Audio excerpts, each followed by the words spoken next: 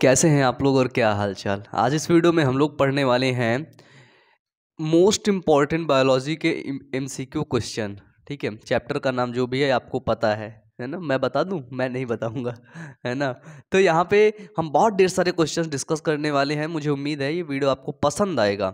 और यदि आप इस वीडियो के पहले के वीडियोस नहीं देखे ना, तो आप यूट्यूब चैनल पर जाइए, वहीं पर, ठीक है। तो आप चैनल पर ही देख रहे हैं, है ना। चैनल पर जाइए, आप वहीं पर उन वीडियोस को लगातार देखना शुरू करिए।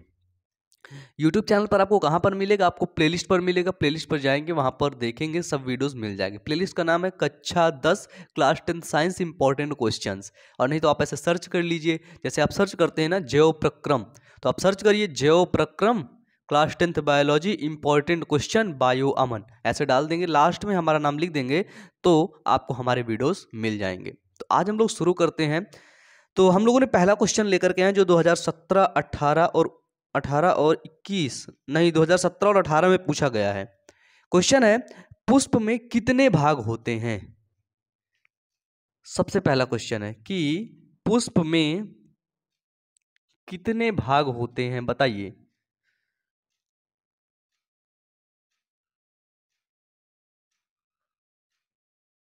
बताओ जल्दी, मैंने पढ़ाया था।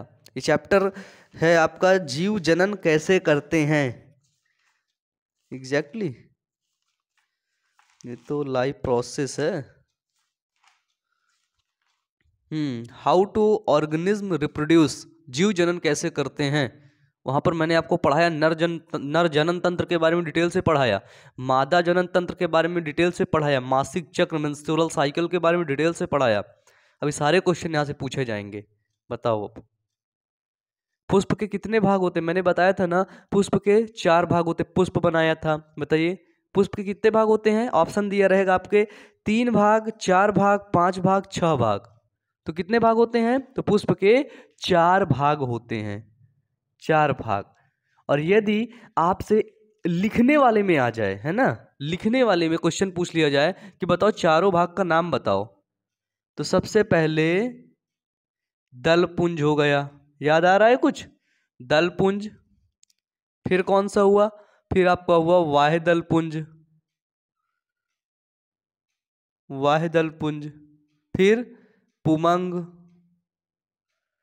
फिर जायांग। ये हुए पुष्प के भाग। मेनली पुष्प के 4 भाग ही होते, इतना याद रखना। क्वेश्चन है, बीजाणुओं द्वारा अलैंगिक जनन होता है। अलैंगिक जनन बीजाणुओं के द्वारा, है ना, बीजाणुओं द्वारा अलैंगिक जनन होता है। आपके पास 4 ऑप्शन दिए गए हैं, अमीबा में, ईस्ट में, मास में, स्पाइरोगाइरा में। अमीबा में तो भैया बीजाणु के द्वारा नहीं होता है, विखंडन के द्वारा होता है। ईस्ट में भी बीजाणु के द्वारा नहीं होता है, स्पाइरोगाइरा में भी बीजाणु के द्वारा नहीं होता है। तो ये जो मॉस, सॉरी सॉरी सॉरी, बीजाणु निकल रहे हैं ना, नहीं नहीं, स्पाइरोगाइरा भी नहीं, क्योंकि स्पाइरोगाइरा में पता है, स्पाइरोगाइरा में आपका वो सॉरी खंडन होता है, खंडन, फ्रेगमेंटेशन, है ना। तो ये जो मॉस है, मॉस, मॉस का पौधा देखो, हम लोग आपको दिखाते हैं यूट्यूब, उसमें गूगल पर, यूट्यूब पर सब कुछ देखोगे क्या, है ना। तो इसका सही आंसर क्या है? जो मॉस में, मॉस। ना देखते हैं मॉस कैसा दिखता है भाई, बहुत दिन से मॉस को देखे नहीं।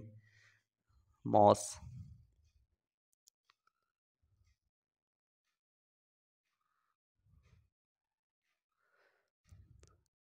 मॉस पता है आप लोग देखे होंगे। काई देखो, काई, काई को ही तो मॉस कहते हैं। ये देखो,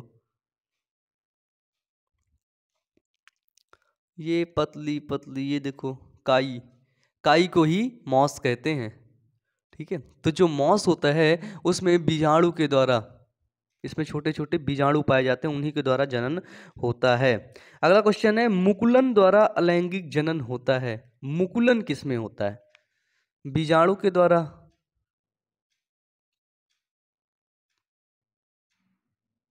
फिर मुकुलन द्वारा अलैंगिक जनन होता है। आपके पास 4 ऑप्शन दिए जाएंगे। अमीबा में नहीं होता है, स्पाइरोगाइरा में मुकुलन होता ही नहीं, स्पाइरोगाइरा में तो खंडन होता है। हाँ, अब यदि पूछ लिया जाए कि बताओ खंडन द्वारा अलैंगिक जनन होता है, वहां पर ढेर सारे ऑप्शन रहेंगे। तो खंडन किसमें होता है? स्पाइरोगाइरा में। स्पाइरोगाइरा, स्पाइरोगाइरा खंड खंड में टूट जाता है, फिर जाकर प्रत्येक खंड एक नया जीव बना लेता है। तो हम लोग पढ़ रहे थे मुकुलन। मुकुलन जो होता है इसमें बडिंग बोलते हैं ना, बडिंग। जो बड निकलते हैं तो किसमें निकलते हैं? ईस्ट के ऊपर छोटे छोटे बड निकलते हैं। तो मुकुलन किसमें होता है? 4 ऑप्शन दिए रहेंगे, अमीबा में, स्पाइरोगाइरा में, मॉस में, ईस्ट में। तो मुकुलन किसमें होता है? तो ईस्ट में मुकुलन की क्रिया होती है। ये तीनों तो याद ही रखना आप, है ना, क्योंकि ये लगातार आने वाले बहुत इंपॉर्टेंट क्वेश्चन हैं। क्लियर है? चलिए अगला क्वेश्चन है, एड्स का कारण है। एड्स किसके द्वारा होता है? या एड्स का कारण है, रीजन ऑफ एड्स क्या है? ऑप्शन दिए रहेंगे, जीवाणु है, विषाणु है, प्रोटोजोआ है, कवक है। सबसे पहले देख लेते हैं एड्स का फुल फॉर्म क्या होता है। एड्स का फुल फॉर्म याद रखना क्या होता है? एक्वायर्ड इम्यूनो, हिंदी में लिख लेना चाहे डिफिशियंसी सिंड्रोम। एड्स का जो फुल फॉर्म होता है वो होता है एक्वायर्ड इम्यूनो डिफिशियंसी सिंड्रोम। और जो एड्स किसके कारण से होता है? तो ये एक वायरस के कारण से होता है। किसके कारण से? तो सर वायरस के द्वारा होता है। और इसका वायरस का क्या नाम है? तो एड्स तो बीमारी है, वायरस है HIV, जिसको हम लोग बोलते हैं ह्यूमन इम्यूनो वायरस। तो HIV वायरस से ये होता है एड्स। ये क्या करता है? ये जब एड्स का वायरस HIV अंदर इंटर करता है तो ये तो दूर मतलब अलग तरीके से दिखता है, लेकिन ये बॉडी में जा करके हमारे बॉडी के DNA के साथ मिल करके सेम DNA बना लेता है। जैसे हमारी बॉडी इस DNA को पहचान नहीं पाती है, तब क्या होता है? धीरे धीरे इम्यून सिस्टम कमजोर हो जाता है। यदि कोई आपसे पूछे जिसको एड्स हो जाता है, ये एड्स, हाँ एक चीज और याद रखना, एड्स जो होता है, एड्स जो बीमारी है वो यौन संचारित रोग है। यौन संचारित रोग, जैसे यौन संचारित रोग और कौन कौन से हो सकते हैं? और जैसे हो गया सिफिलिस,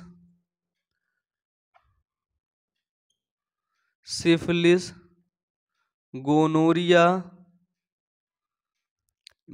वार्ड्स करके होता है ना, और आपका हेपेटाइटिस बी, ऐसे करके ये सभी क्या होते हैं? ये सभी यौन संचारित रोग होते हैं, सेक्सुअल ट्रांसमिटेड डिजीज। समझ रहे हो? ये जैसे मल्टीपल सेक्स पार्टनर जिसके पास होता है, तो ऐसे ये रोग आसानी से उनके आसपास फैल सकते हैं। तो ये जो एड्स हैं, एड्स से कोई नहीं मरता है। अब बोलोगे भैया एड्स से कोई मरता ही नहीं, क्या बात कर दी है आप? मैं सच कह रहा हूँ, एड्स से कोई नहीं मरता है। एड्स पता है क्या करता है हमारी बॉडी में जा करके? देखो एक वर्ड बार बार आ रहा है, immuno immuno immuno immuno immuno, मतलब ये हमारे इम्यून सिस्टम को कमजोर कर देता है। किसको कमजोर करता है? तो एड्स जो होता है वो हमारे इम्यून सिस्टम को कमजोर कर देता है, और जब हमारा इम्यून सिस्टम कमजोर हो जाता है तब तो फिर दिक्कत ही दिक्कत, तब तो फिर खत्म।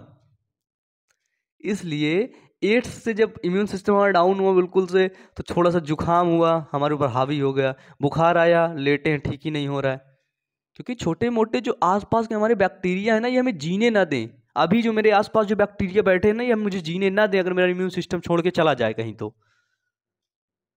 जैसे आप लोग अपने उसको छोड़ के चले जाते हो, इस तरह अगर ना इम्यून सिस्टम छोड़ के चला जाए तो फिर गए। समझ रहे हो? इस तरह होता है। अगला क्वेश्चन है म्यूकर। हाँ म्यूकर आप लोगों ने देखा है? म्यूकर क्वेश्चन आया था। म्यूकर में अलैंगिक जनन होता है। तो जो बीजाणु होते हैं वो मांस में निकलते हैं, और अगर पूछा है और किस में निकलते हैं, और तो म्यूकर में। म्यूकर और मांस में जो अलैंगिक जनन होता है, असेक्सुअल रिप्रोडक्शन होता है, वो कैसे होता है? वो होता है बीजाणुओं के द्वारा। इतना याद रखना। क्लियर है? चलिए नेक्स्ट क्वेश्चन, तो इसको मिटा दूं, देख लीजिए, इसको स्क्रीनशॉट लेना हो तो ले लीजिए।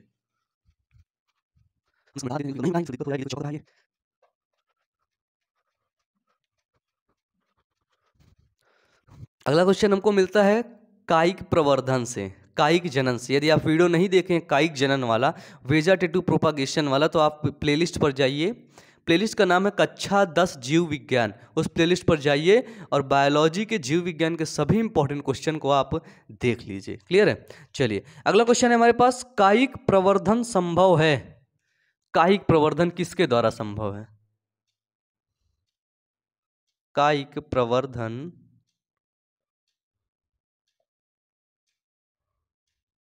अभी इस चैप्टर के इंपॉर्टेंट क्वेश्चन बताऊंगा जो बोर्ड एग्जाम में पूछे जाते हैं और मैं उनको करवाया हूं। अभी वो क्वेश्चन भी बताऊंगा, भटकना मत, ठीक है? परेशान मत होना। कायिक प्रवर्धन आपके पास ऑप्शन है जड़ द्वारा, तना द्वारा, पत्ती द्वारा, फिर उपर्युक्त में किसी के भी द्वारा, मतलब तीनों के द्वारा। जड़ द्वारा कायिक प्रवर्धन होता है, जड़ से जड़ बना दे, शकरकंदी वकरकंदी जैसे, है ना। फिर तना द्वारा नींबू संतरा हो गया, पत्ती द्वारा ब्रायोफिल्लम अजूबा वगैरह। बताइए, याद आ रहा है? तो जो कायिक प्रवर्धन होता है किसके द्वारा होता है? कायिक प्रवर्धन ये तीनों के द्वारा तो होता ही है ना। किसके द्वारा? जड़ द्वारा होता है कायिक प्रवर्धन, फिर तना द्वारा होता है कायिक प्रवर्धन, फिर पत्ती द्वारा कायिक प्रवर्धन होता है। तो इसके कौन सा ऑप्शन सही है? इसका तीनों ऑप्शन सही है। कौन सा ऑप्शन सही है भैया? तीनों ऑप्शन सही है। नेक्स्ट क्वेश्चन पूछा जाता है, द्विनिषेचन पाया जाता है। मैं इंक डाल लूं?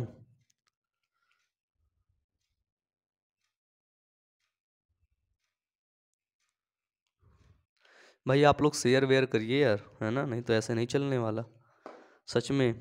अभी रैंकिंग वगैरह इतनी डाउन चल रही, कोई तो व्यूज़ ही नहीं आ रहे हैं भाई। शेयर वेयर करके अपने दोस्तों के पास भेजते रहिए, बार बार उनको रिकॉल करवाते रहिए, तबाही मचाते रहिए, है ना। द्विनिषेचन पाया जाता है, द्विनिषेचन डुअल फर्टिलाइजेशन सभी जीवों में ऐसा नहीं है भैया। फिर सभी पादपों में, कुछ पादप में द्विनिषेचन पाया जाता है, कुछ में नहीं पाया जाता है। तो पादप को कितने प्रकार में बांटा गया? एक होता है एंजियोस्पर्म, एक होता है जिम्नोस्पर्म, एक होता है आवृत्त बीजी पौधे और एक होता है अनावृत्त बीजी पौधे। तो पहला ऑप्शन है सभी जीवों में, सभी पादप में, आवृत्त बीजी पौधों में, केवल जलीय पौधों में। तो जो द्विनिषेचन की क्रिया होती है, डुअल फर्टिलाइजेशन होता है, द्विनिषेचन याद रखना, द्विनिषेचन होता है आवृत्त बीजी पौधों में। इनको बोलते हैं एंजियोस्पर्म। एंजियोस्पर्म प्लांट में क्या होता है? द्विनिषेचन होता है, डुअल फर्टिलाइजेशन होता है, डुअल फर्टिलाइजेशन। किसमें? एंजियोस्पर्म जो पौधे होते हैं, जैसे आप 12th में जाएंगे तो पढ़ेंगे, पुष्पीय पादपों में लैंगिक जनन, जिसमें पुष्प निकलते हैं, है ना। तो वहां पे पढ़ेंगे, वहां पे डिटेल से पढ़ने को मिलेगा। अगला क्वेश्चन है, तने पर अपस्थानिक कलिकाएं पाई जाती हैं। तने पर, जो स्टेमन, वो तना होता है, स्टेम होता है, तना, शाखा, ब्रांच, तने पर अपस्थानिक कलिकाएं। आपके पास ऑप्शन रहेगा पुदीना में, ब्रायोफिल्लम तो पत्ती से होता है, पुदीना में कोई अपस्थानिक कलिकाएं नहीं, सभी में, आलू में। तो आलू में आप देखे होंगे कुछ आंखें टाइप की निकल आती हैं, आंख बोलते हैं हम लोग यहाँ पे। आलू को किचन में रख दो, बहुत दिन तक रखा रहे तो उसमें कुछ आंख वाँख निकल आती है, फिर उसी आंख को काट के लगा दोगे, नया पौधा बन जाएगा। तो जो आलू होता है उसमें तने पर अपस्थानिक कलिकाएं निकल आती हैं। किसमें? आलू में। एग्जाम्पल दिया इसका? नहीं दिया था, सेब संतरा केला बताया था सेब संतरा मतलब आग वो नींबू वगैरह। फिर एक आता है क्वेश्चन और, पत्तियों द्वारा कायिक प्रवर्धन किसमें होता है? पुदीना में, आलू में, ब्रायोफिल्लम में, सभी में। तो क्या पुदीना की पत्ती को तुम लगा दोगे तो क्या नया पौधा उग जाएगा? क्या आलू की पत्ती तोड़ के लगा दोगे तो नया पौधा उग जाएगा? क्या तुम ब्रायोफिल्लम को तोड़ के लगा दोगे तो नया पौधा उग जाएगा? बोले हाँ उग जाएगा है ना। तो पत्ती द्वारा जो कायिक प्रवर्धन होता है वो होता है ब्रायोफिल्लम में। अच्छा एक बात और बताओ, जब मैं कायिक प्रवर्धन पढ़ाया था, वेजिटेटिव प्रोपागेशन पढ़ाया था, तो वहां पे मैं तुमको ब्रायोफिल्लम के साथ साथ एक एग्जाम्पल और दिया था, उस एग्जाम्पल का नाम बताओ। वो क्वेश्चन भी बन सकता है, याद रखना। रिसर्च करो, R&D करो, रिसर्च एंड डेवलपमेंट करो, खोलो बुक को, वो क्वेश्चन बताओ, नीचे कमेंट बॉक्स में कमेंट करके बताओ, देखता हूं कितने लोग को याद है। कमेंट में नहीं करते तुम लोग। क्वेश्चन है, अंतरावस्था के दौरान केंद्रक में किसका जाल होता है? गजब का क्वेश्चन है। अंतरावस्था के दौरान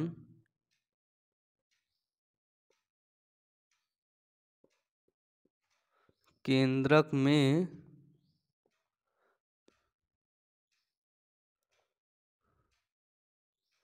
किसका जाल होता है? ये एक है कोशिका, ये है केंद्रक। इसके अंदर क्या भरे होते हैं? क्रोमैटिन धागे। क्या भरे होते हैं? क्रोमैटिन धागे।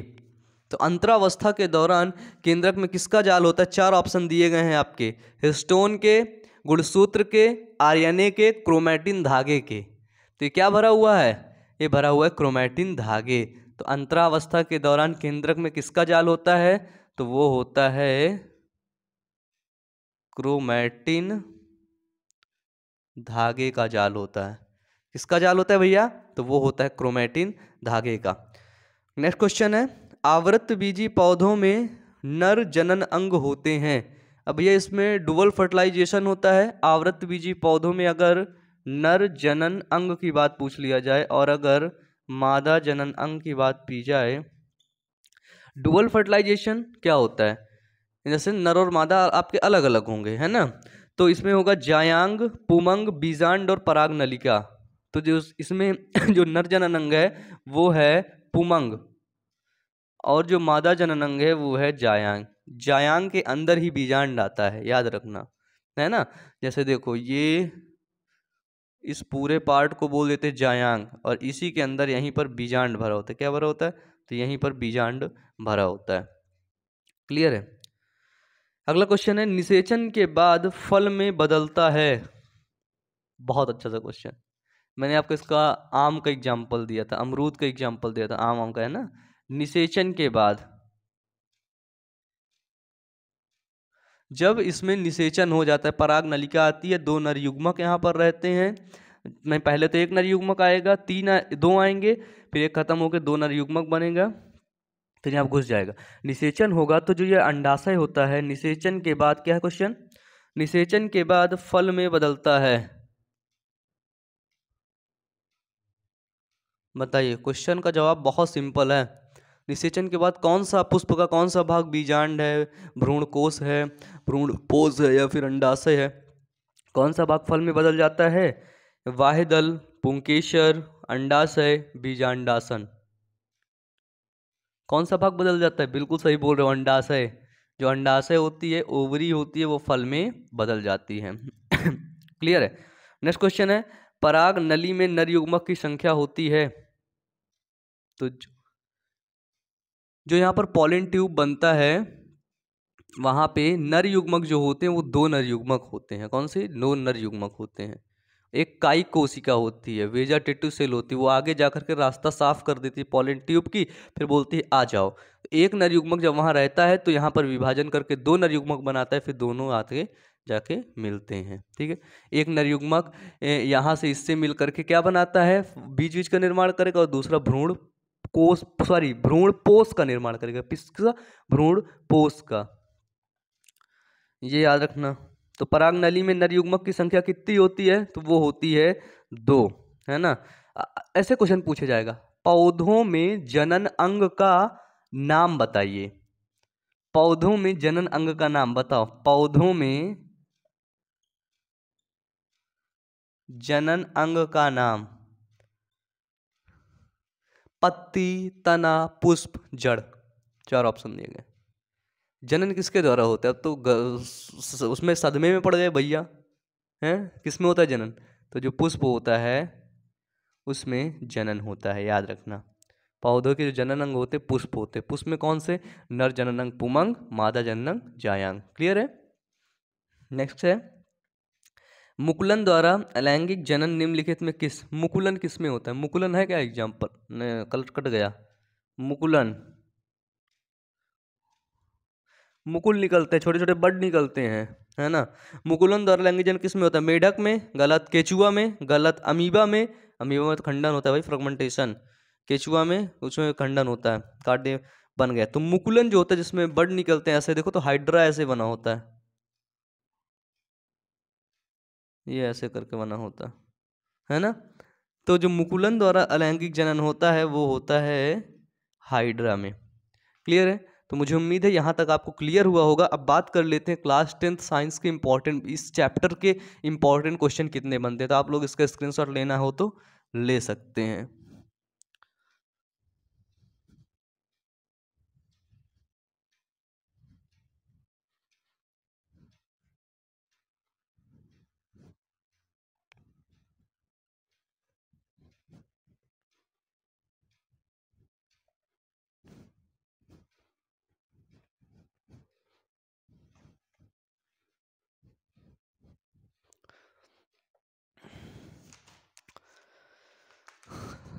मैं तुम्हें 3 क्वेश्चन बताऊंगा इस चैप्टर से, और उन तीनों क्वेश्चन को आप याद कर लेना, ठीक है। पहला क्वेश्चन, ये बहुत इंपॉर्टेंट है, ये अक्सर आ जाते हैं, है ना, इनसे क्वेश्चन बनते ही हैं। नर और मादा जनन तंत्र, इन दोनों को चित्र सहित याद करना। क्या याद करना? चित्र सहित याद करना। क्लियर है। क्वेश्चन और जनन के प्रकार, सेक्सुअल और असेक्सुअल रिप्रोडक्शन। असेक्सुअल रिप्रोडक्शन में एक चीज और इंपॉर्टेंट है, वो है कायिक जनन। वेजाटेटिव प्रोपागेशन, आप लोग यूट्यूब पर सर्च कर सकते हैं, वेजाटेटिव प्रोपागेशन बाय बायोअमन, मेरा वीडियो आपको मिल जाएगा। क्लियर है। इसके बाद यहाँ पे आपको एक परिवार नियोजन और उसके उपाय, ये तीनों क्वेश्चन आपको याद करना ही करना है, ये याद रखिएगा। क्लियर है। क्योंकि ये क्वेश्चन अक्सर आपके एग्जाम के पॉइंट ऑफ व्यू से पूछे जाते हैं। और यदि और मैं पूछूं तो और आपको, देखिए पुष्प वाला तो सिंपल ही है, पुष्प है ना, और इसमें एक चीज़ और आता है परागण। बस आपके इतने पॉइंट अगर क्लियर होंगे, इतने पॉइंट यदि आप अच्छे तरीके से याद किए होंगे तो आप अच्छे नंबर के हकदार हैं, नहीं तो फिर आप याद रखिएगा। ठीक है। तो मुझे उम्मीद है ये वीडियो आपको अच्छा लगा होगा, वीडियो पसंद आया होगा, सारी चीज़ें क्लियर हुई होंगी। तो आज के लिए यहीं तक, मिलते हैं नेक्स्ट वीडियो में। तब तक के लिए पढ़ते रहिए, मेहनत करते रहिए। Wish all the best. Thank you.